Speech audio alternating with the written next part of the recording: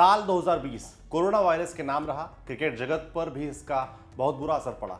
ना तो इस साल T20 विश्व कप खेला गया और ना ही एशिया कप और एशेज जैसे इवेंट्स हो पाए। 2 मार्च 2020 के दिन क्राइस्टचर्च में भारतीय टीम न्यूजीलैंड के खिलाफ टेस्ट खेलकर वतन लौटी। आते ही उसे साउथ अफ्रीका के खिलाफ वनडे सीरीज खेलनी थी, लेकिन दुनिया भर में कोविड को लेकर शोर मचा और क्रिकेट पर भी ताला लग गया। दक्षिण अफ्रीकी टीम बिना खेले ही वापस लौट गई। भारतीय खिलाड़ियों के साथ दुनिया भर के खिलाड़ी घरों में बंद हो गए और प्रैक्टिस से कोसों दूर हो गए।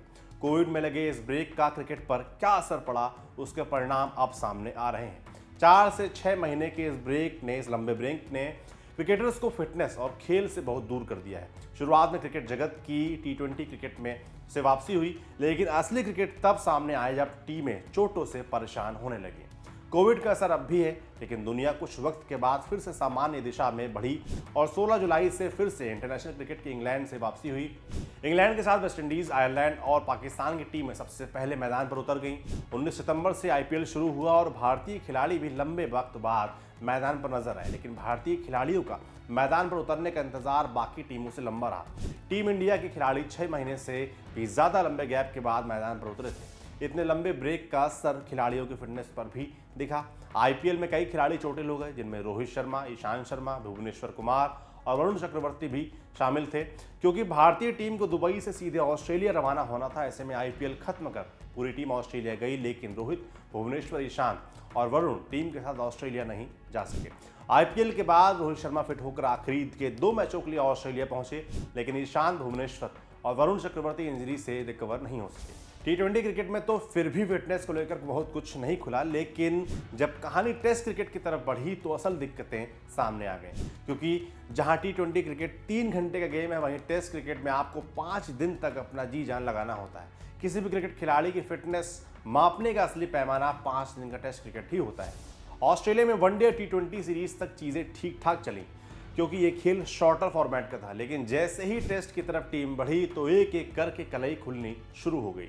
टेस्ट सीरीज शुरू होने के बाद साथ ही टीम इंडिया के फील्डिंग कोच R श्रीधर की कोविड लॉकडाउन के वक्त कही गई बात सही साबित हो रही थी। उन्होंने कहा था, शार्प दिमाग को टेस्ट मैच के मोड में आने के लिए कम से कम 6 हफ्तों का समय देना पड़ेगा। ऑस्ट्रेलिया के खिलाफ 4 मैचों की सीरीज में कोविड काल के बाद भारत का पहला असली टेस्ट होना था, लेकिन इस सीरीज में भारत को बड़ा झटका लगा। एक के बाद एक 8 खिलाड़ी सिर्फ 3 टेस्ट मैचों में ही चोटिल होकर या तो बाहर हो गए हैं या बाहर होने की कगार पर खड़े हैं। अब बात उन खिलाड़ियों की जो इस सीरीज में फिटनेस के फेयर में फंसे। पहला नाम मोहम्मद शमी।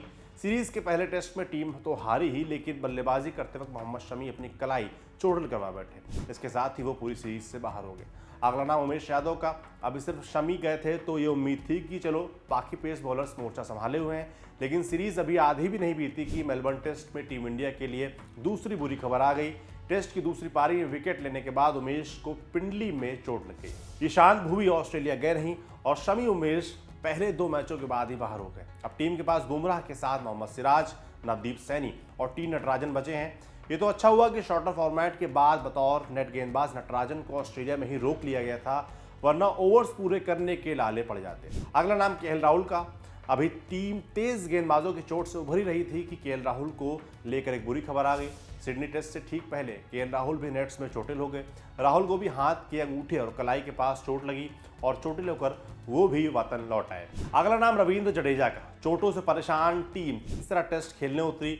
अब हम कोई और चोट अफोर्ड नहीं कर सकते थे, खासकर गेंदबाजी में। सिडनी में बेहद करीबी मैच चल रहा था कि तभी पहली पारी में बैटिंग करते वक्त रविंद्र जडेजा अपना अंगूठा चोटिल करवा बैठे। पहली पारी में 4 विकेट निकालने वाले जडेजा के अंगूठे की चोट ने टीम इंडिया की मैच और सीरीज मुश्किलें बढ़ा दी। दूसरी पारी में जडेजा खेलने के लिए तैयार तो जरूर हुए, लेकिन इंजेक्शन लेकर। अगर जरूरत पड़ती तो वो टीम के लिए खेलने आते भी, लेकिन आगे के लिए अब वो सीरीज में मौजूद नहीं रहेंगे। अब बात ऋषभ पंत की। बिल्कुल जडेजा जैसे ही कहानी टीम इंडिया के विकेटकीपर ऋषभ पंत के साथ भी हुई। सिडनी टेस्ट की पहली पारी में बैटिंग करते हुए वो अपनी कोहनी में चोट लगवा बैठे। पंत चोट की वजह से सिडनी टेस्ट में कीपिंग भी नहीं कर पाए। हालांकि दूसरी पारी में उन्होंने बल्लेबाजी की और अब वो सीरीज के आखिरी मैच के लिए भी अवेलेबल हैं। अगला नाम हनुमा विहारी का। सिडनी में चोटिल होने का अगला नंबर रहा मैच के हीरो हनुमा विहारी का। विहारी जब मैच के आखिरी दिन बैटिंग के लिए उतरे तो भारत मुश्किल स्थिति में था। विहारी का बैटिंग करना बहुत ज़्यादा ज़रूरी था। विहारी को मैदान पर आते ही हैमस्ट्रिंग इंजरी हुई और पूरी पारी में वो लड़ाते हुए मैदान पर डटे रहे। उन्होंने लगभग 4 घंटे तक बल्लेबाजी की और भारत के लिए मैच को बचाया भी। हनुमा विहारी की चोट बहुत ज़्यादा गंभीर बताई जा रही है और वो ऑस्ट्रेलिया के खिलाफ आखिरी टेस्ट के साथ साथ इंग्लैंड सीरीज से भी लगभग बाहर हो गए हैं। अब बात मयंक अग्रवाल की। टीम इंडिया के ओपनर मयंक अग्रवाल तीसरे टेस्ट में तो नहीं खेले, लेकिन वो प्रैक्टिस के दौरान गेंद को हाथ पर लगवाकर चोटिल हो गए हैं।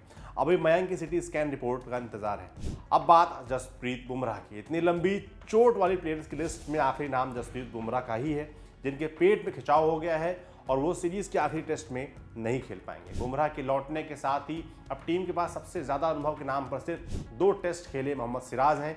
उनके अलावा नवदीप सैनी, शार्दुल ठाकुर और टी नटराजन में से किसी गेंदबाज के साथ भारत को आखिरी टेस्ट में उतरना पड़ेगा। टीम में चेतेश्वर पुजारा जैसे एक खिलाड़ी भी मौजूद हैं जो कि कोविड के बाद सीधे टेस्ट सीरीज खेलने के लिए ऑस्ट्रेलिया पहुंचे। ऐसे में इतने लंबे गैप के बाद 5 दिन का लंबा क्रिकेट खेलना किसी भी टीम के लिए आसान नहीं होता। भारत की तरह ही इंग्लैंड, पाकिस्तान और श्रीलंका जैसी टीमें भी कोविड के बाद वापसी करते हुए चोटों का शिकार रही हैं।